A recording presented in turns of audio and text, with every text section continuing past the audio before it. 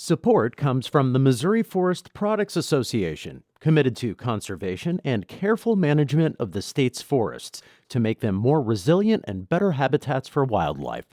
ChooseWood.com. Welcome to St. Louis on the Air. I'm Sarah Fenske. Last week, the city of St. Louis ordered the dispersal of downtown's largest homeless camp.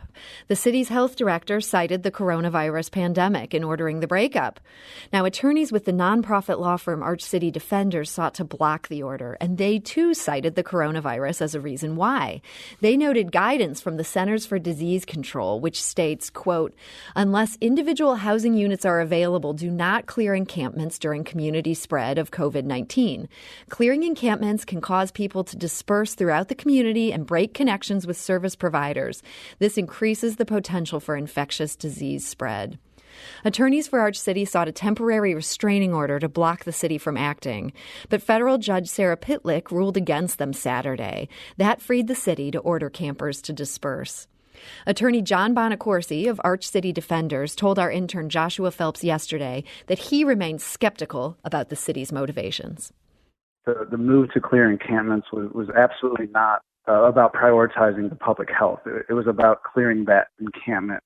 If it was about public health, the city would have been providing housing and conducting medical outreach to all of the encampments and not just focusing on moving people from that Market Street encampment. And if it was about public health, the city would not have taken away the hand washing stations when people were still living at that encampment. And if it was about public health, the city would not have told people that they could stay in the park so long as that they did not put up a tent.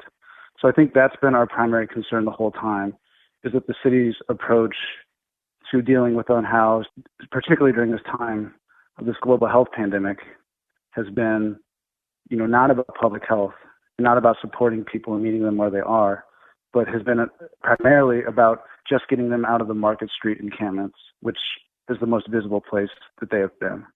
And that was attorney John Bonacorsi of ArchCity Defenders. He says the city prioritized clearing out that Market Street encampment at the expense of people who are on a waiting list for shelter. And he also told us Monday that he believes the city made some representations in court that it has not made good on.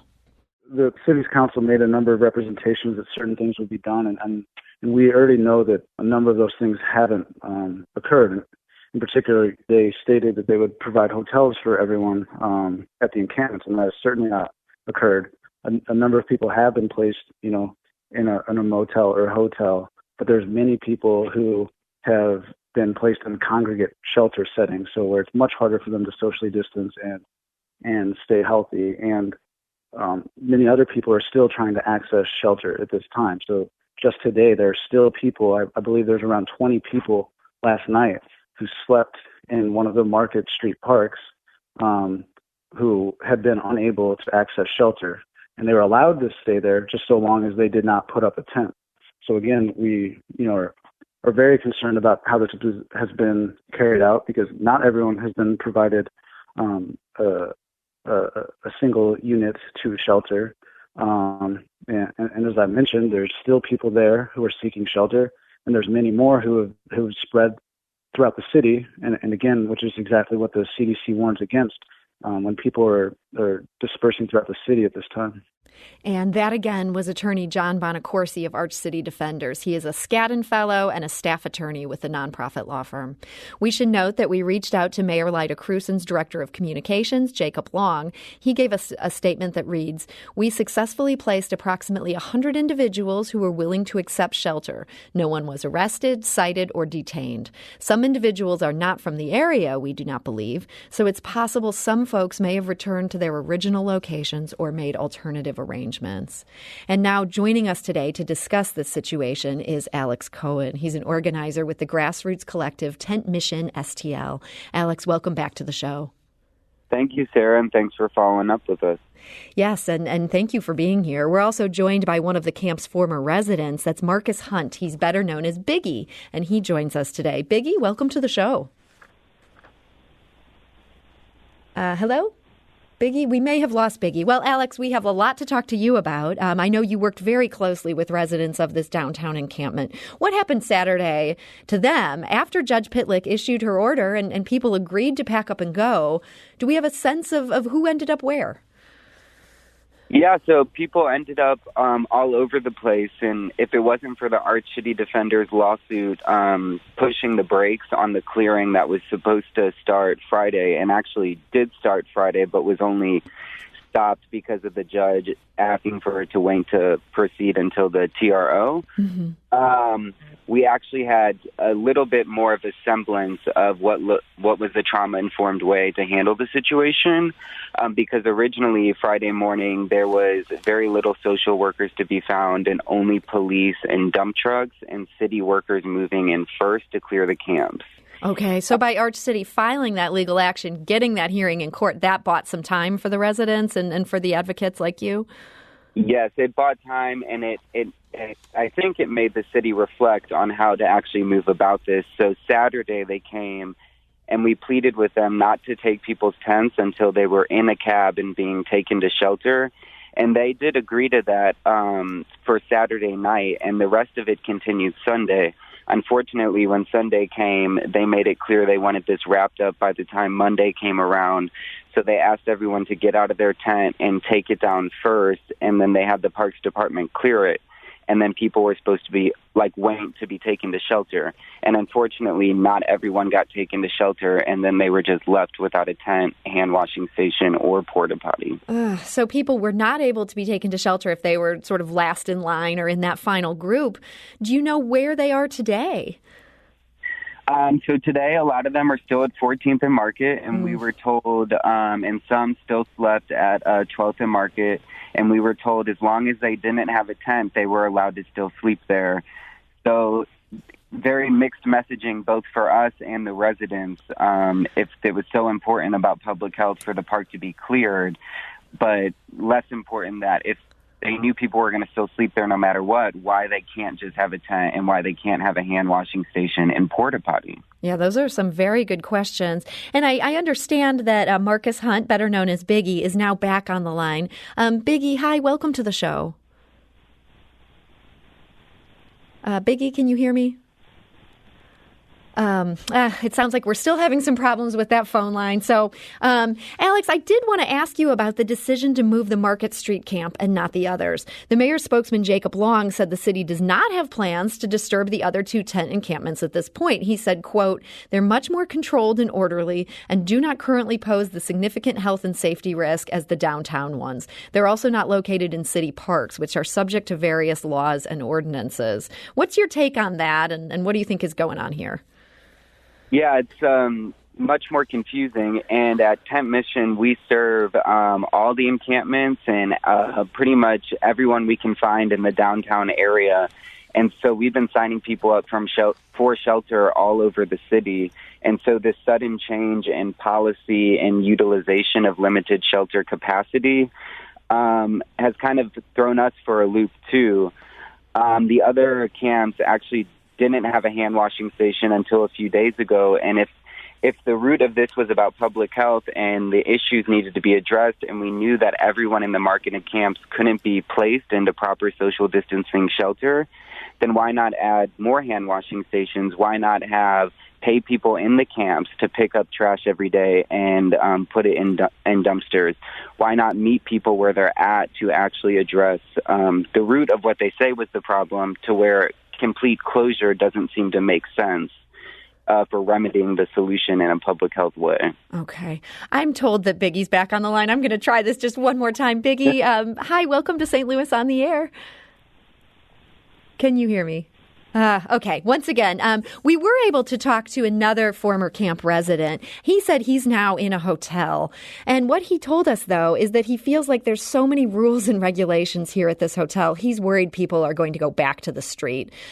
Is that at all a concern, Alex, based on what you're hearing from some of the former residents?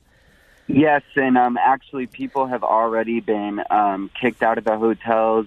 They were given a list of over 28 rules and regulations, and this was the one of the things that we knew going forward. And some people don't want to go into shelter because the shelters do not accommodate for all the needs people have. And so in lieu of that, how do you meet people where you're at as a caseworker, as an outreacher, as a social worker? And what we've always done, even on winter nights, is the best harm reduction available to us while not forcing anyone into anything. And unfortunately, that has become dramatically harder now. So, yeah, there was a list of over 28 rules that were signed, and there was mixed messaging about whether or not people in the hotels were allowed to talk to the press, or if that was against hotel policy or city policy, and whether or not they would still be allowed to stay there if they did. And so, yeah, we ran into that a bit yesterday. We were hearing some concerns from some of the guys that they believed that if they talked to us, they might get kicked out, which that seems like kind of a crazy rule. We wanted to talk by phone. Yeah. And we heard that as well. And so we're not sure how much legitimacy there is to that claim, or if it was just one city employee who said this or the hotel said it, but it certainly had a chilling effect on this person's right to speak to the press. And the man that we talked to yesterday, he said, this is a quote, he said, "I feel like I'm boxed in, staying in one of these hotel rooms." Do the people staying now in hotels and in these other shelters, do they have access to the kind of services that they felt like they could access downtown? Well, as of right now, the actual service provider for one of the hotels they took people doesn't even take hold until Wednesday. And so the city is kind of scrambling to meet that lag. And so once again, we were confused why there was this 48-hour deadline to clear the camps when the service provider wasn't even ready at the hotel, that they've already filled up with people. So they don't have that type of access that they used to downtown. And there's also no longer a centralized place for newly unhoused people seeking services to come and meet with all the service providers that were there. And that's a concern as outreachers as well, is how to track people down now, having a unified place for people to go. You know, last week alone, we had 3 single mothers with children come to that camp. Seeking shelter. And at Tent Mission, we were able to place them through county resources into shelter. And so now where does the single mother with kids go? And today, as of today, there's no room for couples or women or families in the city shelters that they've opened up. So those things are like very concerning to us. Okay. So some people have been moved into housing that works for them, and that's great, but it sounds like there's many more that remain. There's a lot more issues that you remain concerned about. I know there's a court hearing coming up on May 12th where ArchCity is going to continue to press this case. And Alex, I hope that we can stay in touch and we can have you back to update us after that. Yeah, that would be awesome. All right. Well, Alex Cohen of Tent Mission STL, thank you so much for joining us today. Thank you. This is St. Louis on the Air on St. Louis Public Radio, 90.7 KWMU.